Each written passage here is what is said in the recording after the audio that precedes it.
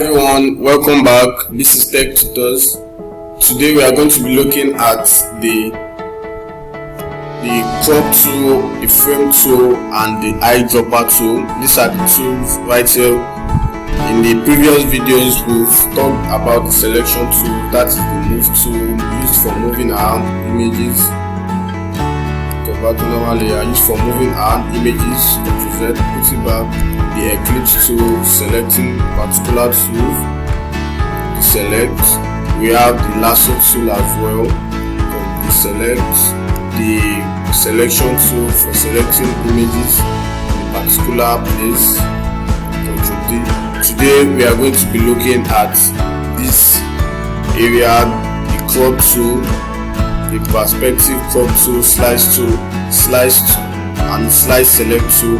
I'm going to be looking at this tool called the frame tool, and this one is like a bunch of miscellaneous tools. So let's get started. Now we have the crop tool. The crop tool, you know what crop is used for cropping out images. Maybe I don't want this particular one here for designing. Sorry, excuse me. You can crop it like this and click on it like this. Then we have this particular image. So it's used for cropping out places you don't want. Ctrl Z to bring it back.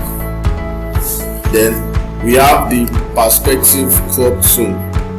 Perspective crop tool is for cropping out like a sideways kind of cropping out. Though the results might not be really nice, but just look at it. I can stretch it out like this or like this.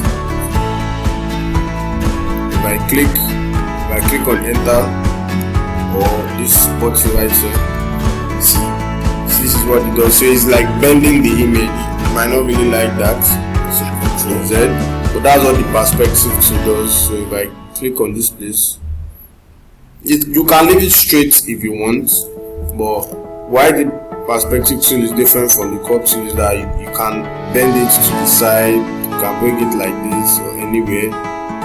See, cancel. So that's what the crop tool is for. See, the perspective crop tool. We have the slice tool. The slice tool and the slide select tool, they don't really do much. It's just to make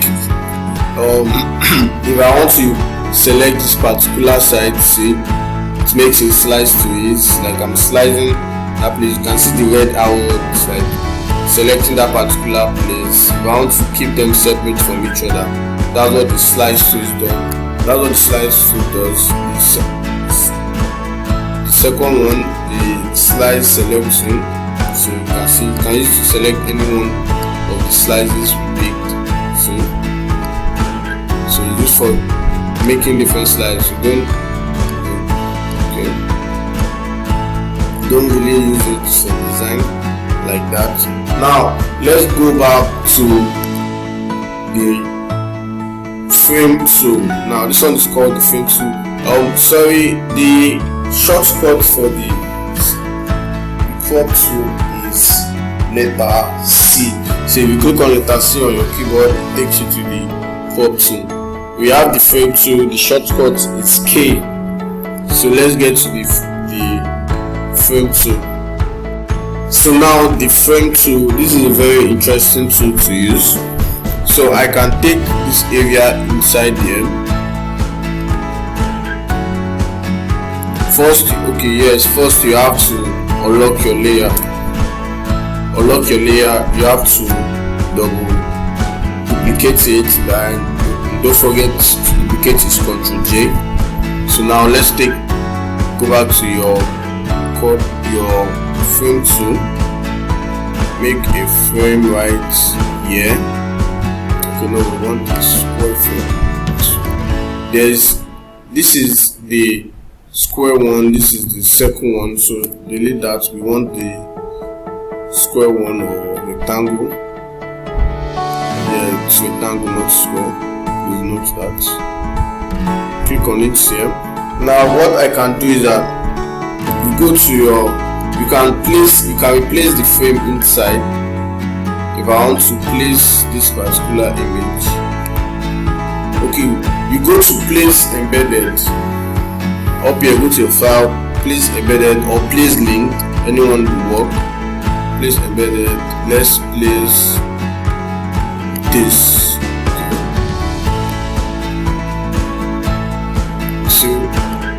So now you click on it to edit it, Ctrl C to scale it.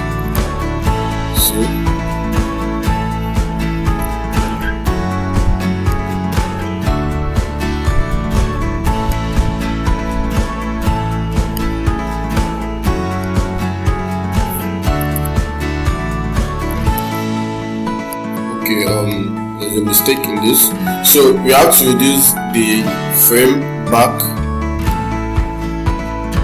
Reduce it. You have to click on the edge to scale it back. Click on the edge of the blue.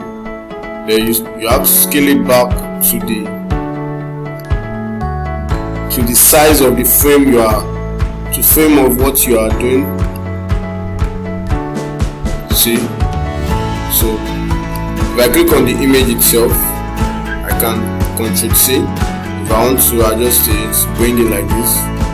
That's what it does. So when I click on it, that is what the frame 2 does. That is what the frame 2 does. Let's make another frame here. We have this one here. Go back to unlock your layer first. Go back to your frame 2. Make a frame right here. Okay, I told you have to duplicate it. If you don't duplicate it, it ends up like this. So Ctrl Z, Ctrl J, then make your frame.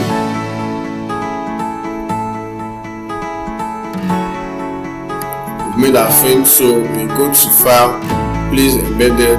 Let's try place link now, so you can see that you can use anyone place. So now Ctrl C. You see, even if I increase it, it doesn't exceed the frame, so it's for the frame. You've made a frame for it already, so click on it and go back to your move tool, and that is what the frame tool does. Now let's go to the next one. We have the eyedropper 3D material. Okay, so we can't use the 3D material because this is not a 3D object here.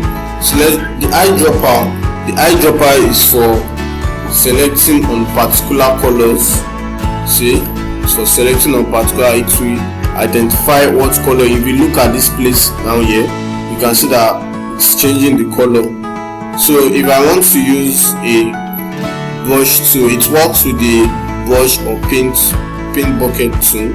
If I create a rectangle right here, so you can see that is the color I liked it with the eyedropper tool. See, that's what fills this particular place. So you can come here, double click on it, this particular place. So that's the eyedropper tool. Click OK, it changes the color. Do it again. If I want this particular place, click on OK, it changes the color. That is what the eyedropper tool does. Let's delete the rectangle. So we have I told you this one we can't use it because it's not a 3D object. So we have the color sample tool. Color sample tool is for knowing the particular properties of that particular color. See, if I click on this color here, see, it has given us the properties, the RGB, see this is that 69% green, 69% red, the green 77, the blue 57. That is what this color right here has. So we might be looking at it with our physical eye, but the RGB is stronger than it. So the RGB will tell us what is in that particular color, and that's what the color sample tool is for. So Ctrl Z, let's take that again. we have the ruler tool. The ruler tool is for measurement. If I want to know it's used for aligning tool. So if I want to write something here, I don't want it to extend I don't want all my writing to extend this particular line. That's what I use the ruler tool for. Let's Ctrl Z, like that. So we have another tool here is the notes tool. The notes tool is for making notes. If I click on it, I can type something. Let's type this is the note tool,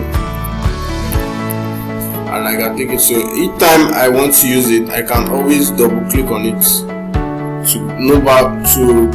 If I want to make a note or something, to go back to what I wrote there, I just double click on it. That's all. We don't really use it design. Go back to move tool, you can Ctrl Z to remove it. And we have the count tool. If I want to count like the particular number in, let me find something we can use.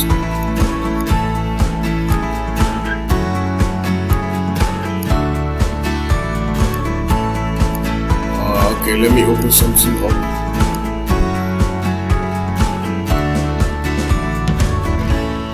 Okay, something like this. If I want to count the number of circles here, I can just click on 1, 2, 3. So you can see little dots. If I want to change the color, I can come up here. Let's say I want it to be black. So you can see 1, 2, 3. So you just click on it, and that's what it is for numbering things. So now I know that there are 12 circles in this box, in this picture right here. That's what the number 2 is for. Thank you for watching today. In the next video, I'm going to be showing you the tools called the alteration tool, which are these 5 tools here: this spot alien, the brush, the clone stamp, the art history, and this particular one here. Now, okay, yes, this is also part the gradient tool. So from the spot alien tool to the gradient tool, I'm going to be showing you about it. They are all called the alteration tool. Thank you for watching, and make sure you watch the next video. Thank you. Bye.